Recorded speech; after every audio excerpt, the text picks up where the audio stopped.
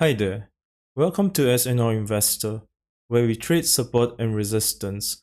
In this Just Talking episode, we are going to explore how you can get over your fear of loss. Understanding this can lead to better financial outcomes.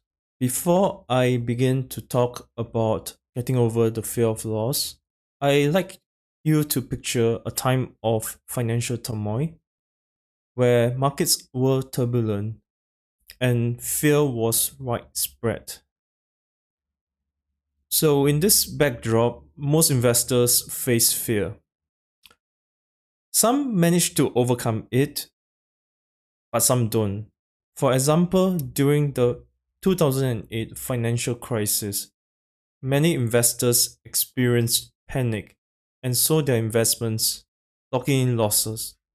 However, others stayed the course and ultimately saw their portfolios recover and grow. Today, we will uncover these lessons from these experiences and help you to overcome the fear of loss in your investment journey. Let's talk about risk tolerance. To overcome your fear, you need to first understand your own risk tolerance. Risk tolerance can be as simple as how much loss can you accept while maintaining your emotional stability. For example, some people might be able to accept a 10% loss, while others might only be able to accept up to a 5% loss. And this can make a big difference. If you were to see your investment go beyond what your risk tolerance is, it can affect you negatively emotionally. You might overreact, you might make impulsive decisions, and you might not be able to think clearly. So you need to know where your risk tolerance is at.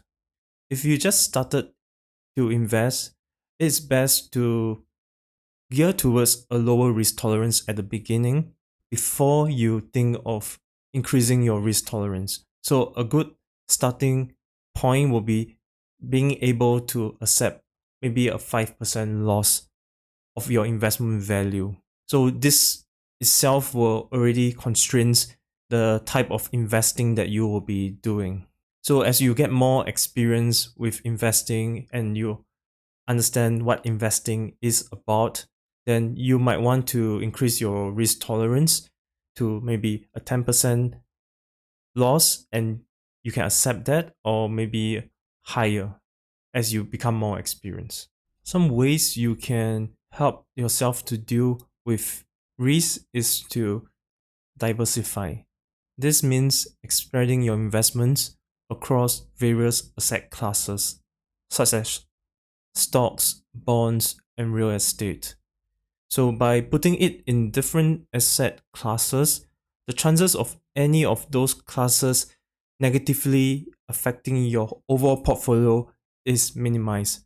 So for example, if stocks were to drop drastically in value, bonds and real estate might still retain its value and therefore buffer the loss in your overall portfolio. So in this way, you are able to reduce your risk.